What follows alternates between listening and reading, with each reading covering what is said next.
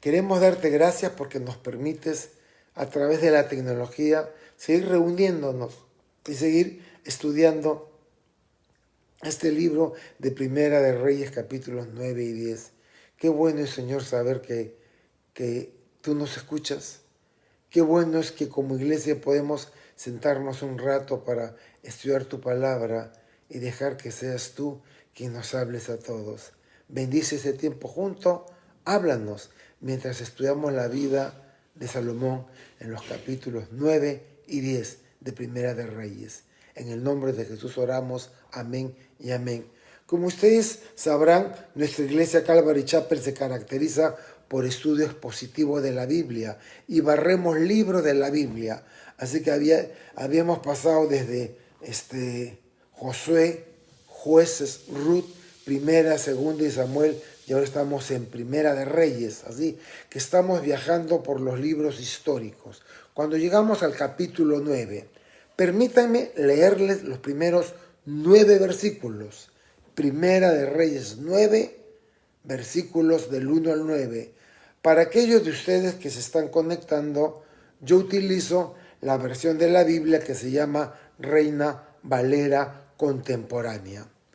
Cuando Salomón terminó de construir el templo del Señor, su propio palacio y todo lo que pensó hacer, el Señor se le apareció por segunda vez como lo había hecho en Gabaón y le dijo: he escuchado las oraciones, los ruegos que has hecho, he santificado el templo que construiste para que mi nombre esté siempre allí, y allí estará siempre, presentes mi corazón y mis ojos.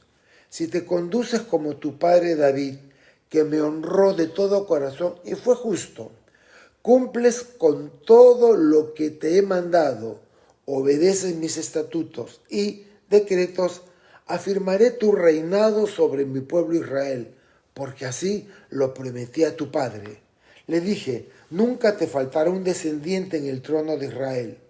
Pero si ustedes y sus hijos se rebelan y se empeñan en apartarse de mí, desobedecen, se rebelan, se empeñan en apartarse de mí, desobedecen los mandamientos y estatutos que les di y van a servir y adorar a dioses ajenos, arrancaré al pueblo de Israel de la tierra que le di por herencia. Abandonaré este templo que fue edificado en mi honor, que yo consagré, y todas las naciones se burlarán de Israel. La gente que pase frente a este templo que tenía en gran estima se asombrará, se burlará y dirá: ¿por qué el Señor ha tratado tan mal esta tierra y este pueblo? Y se le responderá: es que abandonaron al Señor su Dios, que sacó de Egipto a sus antepasados, y ellos prefirieron adorar y servir a dioses ajenos. Por eso el Señor los ha castigado. Al inicio de su reinado, Dios se le apareció a Salomón y le dijo que le pidiera lo que quisiera. ¿Se acuerdan? Y él pidió sabiduría para gobernar al pueblo. Y Dios le dijo: porque no me pediste riquezas, no me pediste victoria sobre tus enemigos, sino solamente sabiduría para gobernar al pueblo. No solo te voy a dar sabiduría, te voy a dar riqueza, te voy a dar poder, te voy a dar fama, como nunca antes alguien lo tuvo, te lo daré a ti. Y el Señor le habló acerca de su compromiso, porque le dices: si permaneces fidelidad, entonces estableceré tu reino como se lo prometí a David. Y Salomón se dedicó los siguientes años a realizar sus proyectos de construcción. Dios se le aparece por segunda vez con una advertencia. Va a responder a sus oraciones y le advierte acerca de la apostasía y le da promesas condicionales para mantener el reino. Para mantenerte en el reino tienes que hacer esto, esto, esto. Dios le responde que ha santificado el templo y que no solo sus ojos estarán en el templo, sino que su corazón estará en ese lugar. Y ahora es cuando el Señor le advierte que guarde su palabra, que guarde sus mandamientos, estatutos y juicios, tal como lo hizo David, su padre. Y David estuvo lejos de ser una persona perfecta, pecó. Sin embargo, nunca estuvo involucrado en idolatría. Tampoco se fue tras los dioses cananeos. Permaneció fiel a su compromiso con Dios. Y quiero que me entiendan, porque ustedes saben que David no era un hombre perfecto, y tampoco lo fue Salomón, y tampoco lo somos nosotros. Nosotros, como cristianos, fallamos en nuestro caminar. Caemos, le damos la espalda a Dios, tropezamos. Pero existe ese compromiso de fe que tenemos en Jesucristo. Y aunque es verdad que tropezamos y que caemos en el pecado, en el fondo, el fundamento está en un compromiso genuino y en una fe en Jesucristo. Hay un problema entre los religiosos, la gente que se llama cristiana, pero solo tiene una religión, y los creyentes que tienen una relación. Pero acá le dice, si tú o tus hijos se apartan de mí y comienzan a adorar a otros dioses, me apartaré de ustedes. ¿No les llama la atención cómo desde los primeros libros de la Biblia Dios advierte a su pueblo respecto a la idolatría? Más tarde, vamos a ver la próxima semana, las esposas de Salomón apartaron su corazón del Señor Jesús y comenzó a construir altares para otros dioses, allí en Jerusalén. Y Salomón hizo esto después que Dios le había advertido que no lo haga. Y escuchen esto, Dios no nos advierte innecesariamente. Y es prudente prestar atención cuando Dios nos está hablando de un tema específico. Y a mí me sorprende cómo en la Biblia Dios nos advierte vez tras vez tras vez en contra de la idolatría. No te hagas imagen de nadie, del cielo, ni en la tierra, ni debajo de la tierra. No te hagas una imagen y te arrodilles ante ella y le rindas culto y le ores y le pidas cosas, porque es abominación para con Dios todo aquel que hace esas cosas. Y Dios abomina la idolatría, pero vemos que el hombre del siglo XXI se arrodilla ante imágenes y ante santitos y le reza y le rinde culto. Y yo me pregunto, ¿es que acaso no leyeron las advertencias de la Biblia que dice no te atrevas a arrodillarte ante alguien que no es Dios? No te atrevas a rendirle culto a una imagen. Pero yo me arrodillo ante Jesús. ¿Pero qué Jesús? Si hay tantas imágenes de Jesús, el Cristo Redentor, el Cristo del sufrimiento, y hay tantos Cristos. Y es una idolatría entre estos Cristos que hacen, cuando solo hay un Jesús. Y cuando Dios a lo largo de toda la Biblia dice, no se te ocurra ser idólatra. Y aunque no creas que sea importante, escucha, sé obediente, porque Dios no advierte innecesariamente. Y Dios dice que es celoso y que Él no comparte su señorío con otro. Y es celoso si tú te inclinas ante otras imágenes o le rindes culto a otro que no sea Él. Dios se lo advirtió a Israel desde el Pentateuco y a través de los profetas les advirtió: no se hagan imagen, no sean idólatras, no adoren a imágenes. Mas no dejaron las imágenes y los volvió proverbio al mundo. ¿Y saben qué? El antisemitismo de hoy es prueba de esto. Hay personas que simplemente odian y tienen amargura a los judíos por el simple hecho que son judíos. Y todo es parte de lo que Dios dijo que sucedería si se volverían hacia otros dioses, lo que desafortunadamente hicieron. Si tienen su Biblia, me gustaría que me acompañaras a Deuteronomio 29, versículos del 24 al 28. Deuteronomio 29, versos del 24 al 28. Todo el mundo preguntará: ¿por qué Dios castigó así a este país? ¿Qué lo hizo enojarse tanto? No faltará quien responda: su Dios los libró de la esclavitud en Egipto, pero ellos no obedecieron las instrucciones del pacto que hizo con ellos. Al contrario, adoraron dioses falsos que ni siquiera conocían, que nunca hicieron nada por ellos. Por eso Dios se enojó con ellos y les envió todas las maldiciones anunciadas en este libro. Fue tal su enojo que los expulsó de su tierra y los envió a países donde ahora viven. ¿No te llama la atención? Los judíos están por todo el mundo y en Deuteronomio lo había profetizado.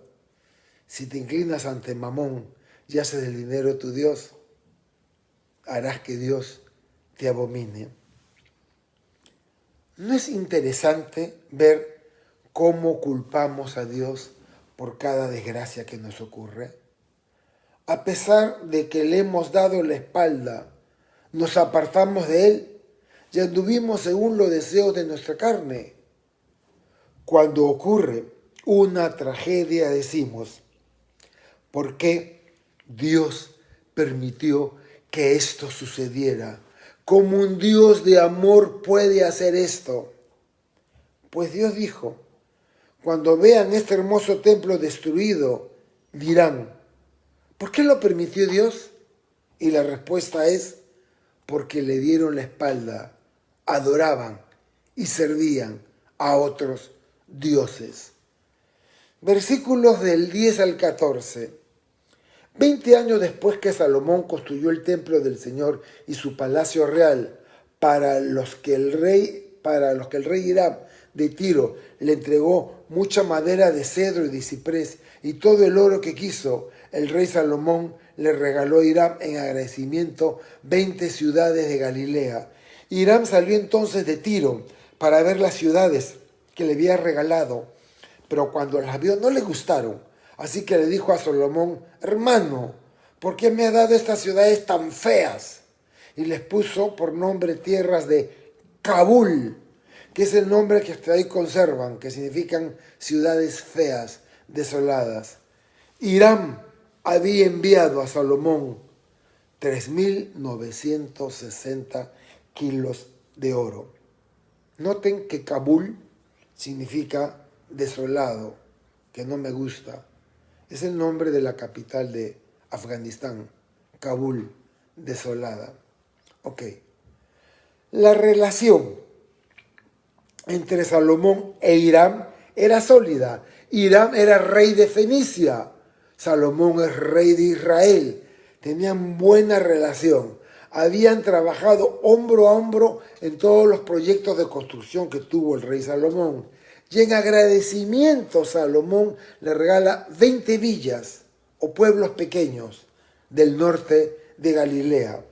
Y cuando Hiram fue a verlos, les parecieron desagradables. Era una región montañosa, rocosa, seca, en la alta Galilea. Hiram hubiera querido que le dieran el puerto de Aco en Galilea marítima, pues eran expertos marinos, pero no fue así. Se calcula que el valor del oro que le entregó Hiram ascendía a $1.300.000 de hoy. Versículos del 15 al 22. Y Salomón impuso trabajo obligatorio para edificar el templo del Señor, el palacio real, Milo, la muralla de Jerusalén, Hazor, Megiddo y Geser. Tiempo atrás, Faraón, rey de Egipto, había arrasado la ciudad de Geser y le había prendido fuego, matando a los cananeos que allí habitaban, y luego se la dio como dote a su hija, la mujer de Salomón. Entonces Salomón mandó restaurar Geser y Bedorón. También restauró Baalat y Tadmor, que estaba en el desierto, y todas las ciudades donde Salomón guardaba las provisiones, las caballerizas donde tenía sus carros de combate, los cuarteles de la caballería y todo lo que Salomón quiso edificar en Jerusalén, en el libro y en toda la tierra bajo su dominio, y a los pueblos no israelitas que quedaron con vida, como los amorreos, hititas, fereceos, heveos y jebuseos, y a sus descendientes que los israelitas no pudieron exterminar, les impuso tributo, y hasta el día de hoy lo pagan. Por el contrario, a ningún israelita le impuso trabajo alguno, salvo cuando los enroló como parte de su ejército de construcción, o los puso a su servicio como jefes, capitanes y comandantes de sus carros de combate o como jinetes. Ok. Milo era un lugar de relleno para agrandar la planicie, para agrandar la meseta donde se construyó el templo de Salomón.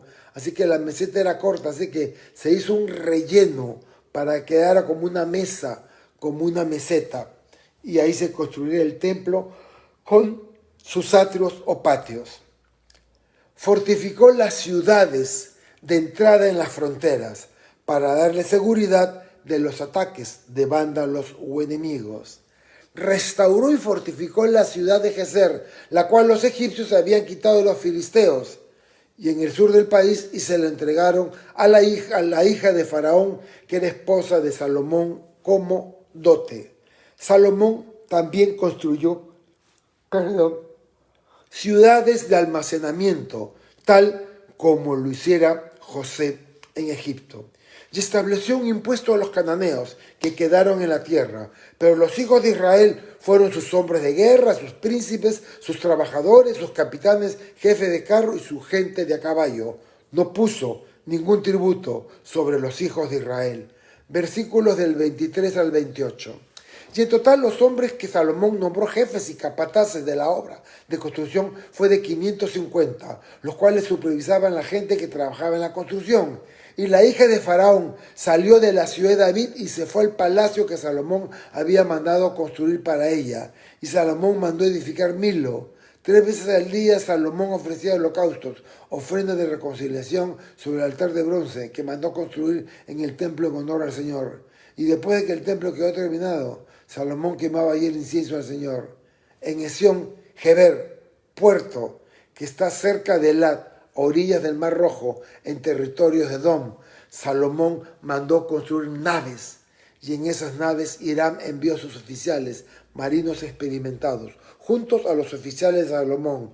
Fue a Ofir y volvieron con las naves cargadas con 14,000 kilos de oro que llevaron al rey Salomón. Bueno, Salomón tenía todo muy bien organizado, era un relojito. Y en marcha de una manera muy eficiente, todo marchaba muy bien. Se habla que los hombres venían a las 3 fiestas, que eran las que festejaba Salomón a lo grande, y fueron sin duda la Pascua, Pentecostés y Tabernáculos. Leemos en Deuteronomio 16:16. Cada año todo hombre de Israel deberá celebrar estos 3 festivales de los panes sin levadura, de la cosecha y los tabernáculos. Y en cada una de esas ocasiones todos los varones tendrán que presentarse ante el Señor su Dios en el lugar que Él elija, pero no se presentará ante el Señor sin una ofrenda. Así, con la ayuda de Hiram, establece una flota de barcos en la zona sur de Elat. Israel tiene acceso al Mediterráneo, pero por Elat, al sur, tiene acceso al Mar Rojo, en el Golfo de Acaba.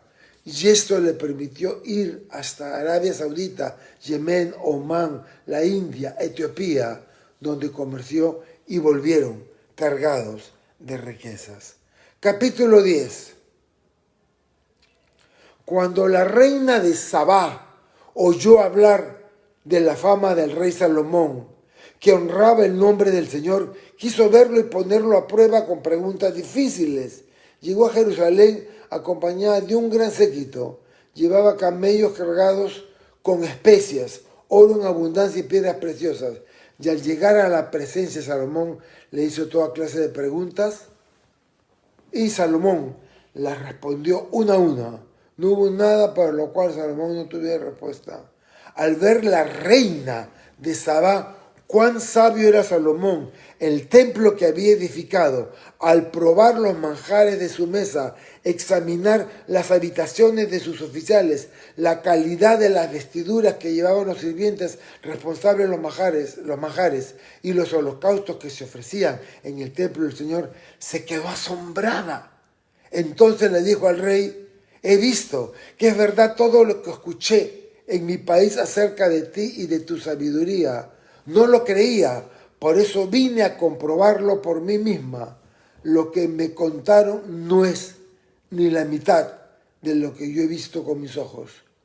Tu sabiduría y tus posesiones son mayores que la fama que te precedía. Qué afortunados son tus súbditos, qué dichosos pues son tus sirvientes, que siempre están a tu presencia y escuchan tu sabiduría. Bendito sea el Señor tu Dios, que se agradó de ti y te puso en el trono de Israel. Sé que el Señor siempre ha amado a su pueblo Israel, por eso te puso como su rey, para que lo gobiernes con rectitud y justicia. Dicho esto, la reina de Sabá le obsequió a Salomón 3.960 kilos de oro. Con esa cantidad, de especies aromáticas, como las que la reina de Sabá le obsequió al rey Salomón. Sabá probablemente se refiere a Etiopía, en África. Y hay tradiciones al respecto que dicen que cuando el rey Salomón despidió a la reina de Sabá, dándole todas las cosas que ella deseaba, eso incluía un hijo en su vientre. El antiguo rey de Etiopía, Haile Selassie, afirmaba ser descendiente de Salomón directo. Y Salomón fue capaz de responder a todas las preguntas que esta mujer le hizo. Ella vio la ropa que usaban, los alimentos y manjares que ponían en la mesa y quedó sorprendida. Jesús citó los lirios del campo, como Salomón con toda su gloria no fue capaz de vestirse como uno de ellos. Así que es Dios quien nos viste, es Dios quien nos cuida. Y ella escuchó de los marineros sobre la gloria de Salomón y decidió ir a comprobarlo. Y cuando lo vio todo, dijo: vaya, es cierto, solo que no me dijeron ni la mitad de su gloria. Y ella concluye que Dios debía, y no me pierdan acá, ella concluye que Dios debía amar mucho al pueblo de Israel, pues lo premió con un rey como Salomón. Y cuando Dios quiere castigar a un pueblo, le pone autoridades perversas. Y cuando Dios quiere bendecir un pueblo, le pone autoridades que temen a Dios. Dios es quien pone y quita reyes. Dios es quien pone y quita presidentes. Y será Dios quien pondrá en Perú el presidente que nos merezcamos por los próximos 5 años. Sé que la gente acá en el Perú está dividida, está en crisis, no sabe qué hacer y no sabe qué responder. Están en las redes sociales, todo el mundo bombardeándose por este candidato o por el otro. Yo te voy a decir, uno de ellos va a ser presidente del Perú. Que Dios se apiada del pueblo peruano. Ella concluye que Dios amaba mucho a Israel, que le dio un rey como Salomón. En Isaías 42:1 leemos: aquí está mi siervo, mi escogido, en quien me complazco. Yo lo sostengo, sobre él reposa mi espíritu. Él traerá la justicia a las naciones.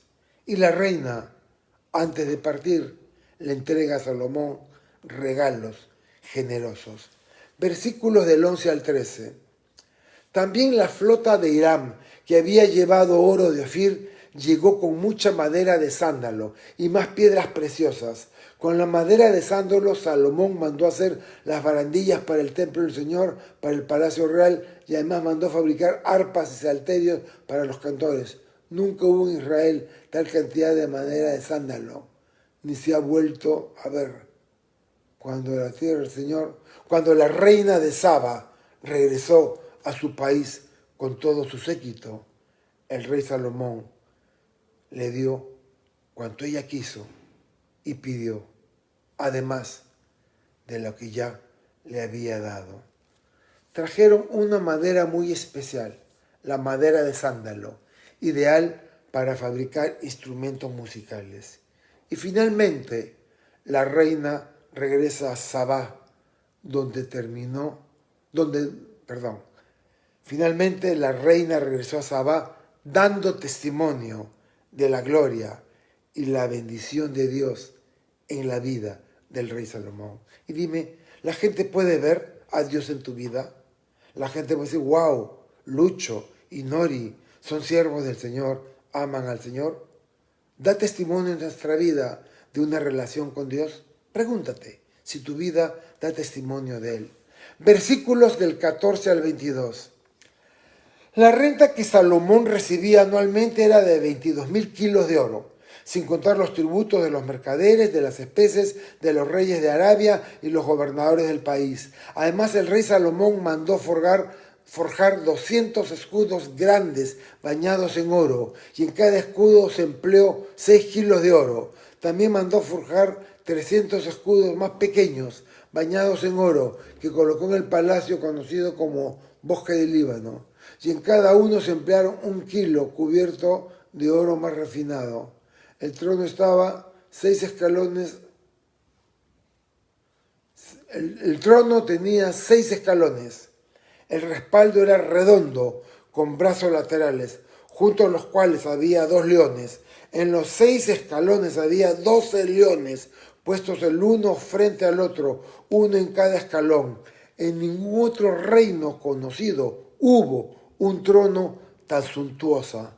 Toda la vajilla y copas del palacio del Bosque del Líbano eran de oro fino.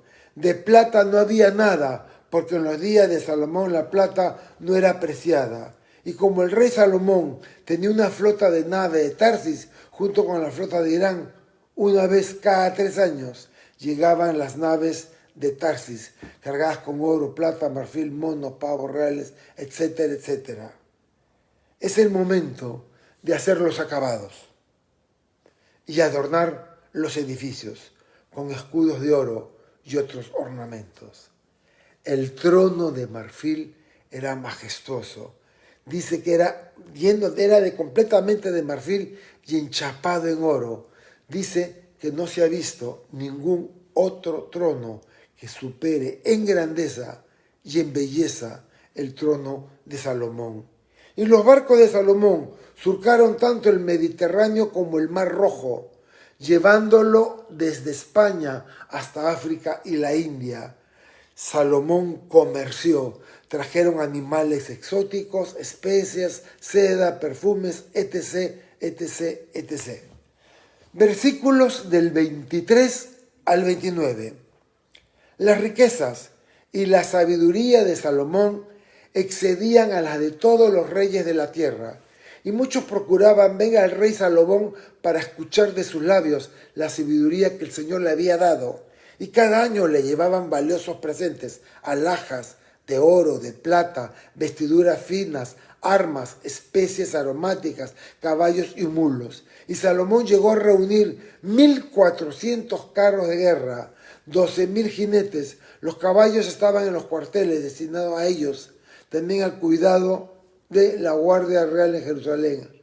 Salomón tenía tantas riquezas que la plata llegó a ser tan común como las piedras, y la madera de cedro como las higueras silvestres de los llanos.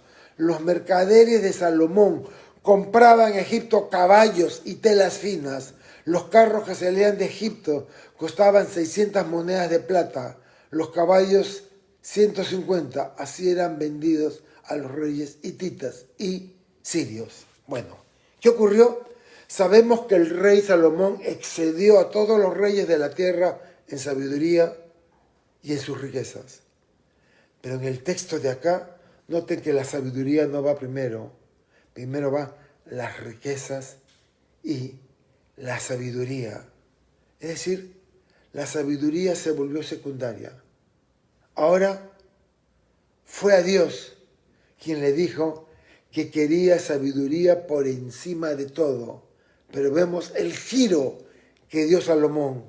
Las riquezas se volvieron más importantes que su sabiduría. 450 años antes Moisés había escrito lo siguiente respecto a sus futuros reyes. Observen, Deuteronomio 17, del 14 al 17. Cuando entres en la tierra que el Señor tu Dios te da y tomes posesión de ella y la habites, tal vez digas, quiero tener un rey como lo tienen todas las naciones que me rodean. Si es así, nombrarás tu rey a quien el Señor tu Dios escoja. No ellos, Dios. Pero no pondrás como rey a ningún extranjero, sino que pondrás como rey tuyo a uno de tus compatriotas. Usted, como rey tuyo a uno de tus compatriotas, ese rey no deberá aumentar el número de sus caballos, ni hará que ustedes como pueblo vuelvan a Egipto solo para adquirir más caballos, porque el Señor les ha dicho que nunca más vuelvan por ese camino, para que su corazón no se desvíe. Tampoco debían tomar para sí mujeres, ni amontonar para sí oro y plata en abundancia. Deuteronomio. En Deuteronomio 17, 450 años antes, Moisés hace una profecía de lo que sería la perdición para los reyes de Israel. Y Salomón falló miserablemente e hizo todas las cosas que Dios le dijo que no hiciera. Comerció con caballo de Egipto, multiplicó sus esposas paganas, y en el próximo capítulo vamos a ver que tuvo 600 esposas y 300 concubinas. Luego multiplicó el oro, la plata y sus riquezas. Hizo exactamente lo que Dios dijo por Moisés que no hiciera.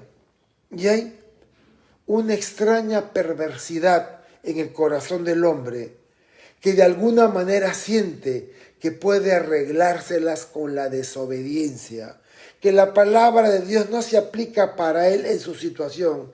Y Salomón imaginó que lo podía manejar, aunque Dios se lo había advertido. Es casi como si Deuteronomio fuera una profecía, una predicción de lo que harían los reyes, especialmente Salomón. Y veremos en el próximo capítulo el triste resultado que Salomón desobedeciera al mandamiento de Dios. Sucedió tal como Dios dijo que sucedería. Este hombre era tan sabio que el mundo lo buscaba por su sabiduría y cometió esa locura y lo llevó a un vacío, a una vida que, según su propia confesión, sintió que era vana y frustrante. Trágico lo que hizo Salomón. Y Salomón escribe un libro para relatar lo vano que es la vida sin Dios. Se llama el Eclesiastés. Y él dice que procuró todos los placeres y toda la ciencia y descubrió que todo era vanidad, que nada tenía sentido. El muchacho que en su juventud le pidiera a Dios sabiduría, ahora la riqueza lo obnubiló. Las mujeres paganas le piden construir altares a sus ídolos. Ya habíamos visto que Dios aborrece la idolatría. Quiero hacerte una pregunta.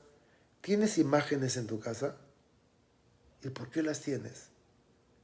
¿Y quién te dijo que te es lícito tenerlas? La Biblia dice que no. Deshazte de ella. Quita toda imagen. que represente un ídolo, a un santo, a un Dios. Sácalo de delante tuyo. Quiero terminar con una oración. Señor, quiero darte gracias porque tu palabra no vuelve vacía. Y qué triste, Señor. Se lo habías dicho todo a Salomón. Le habías hablado de fidelidad. Le habías dado sabiduría y riqueza. Pero la riqueza lo perdió. Salomón no estuvo preparado para tener riqueza y tener buena salud. Porque lo que hizo fue que se alejara de ti y te diera la espalda. Es tremendo, Señor. Espero que Salomón se haya convertido alguna vez, sino su osadía y su hambre del dinero lo alejaron y lo perdieron para siempre de Dios. Señor, te pido por las personas que están escuchando este mensaje, que nos hables al corazón y que nos muestres que esta vida es lo que tenemos y que ninguno de nosotros tiene comprada su vida. Ninguno de los que está escuchando este mensaje sabe qué será de él en un año o de ella. Solo tú lo sabes, Señor, y te damos gracias por tu amor y por tu misericordia. Te pedimos por todos aquellos que están padeciendo del COVID, que lo saques adelante. Y todo esto te lo pedimos por Jesucristo nuestro Señor. Amén y amén.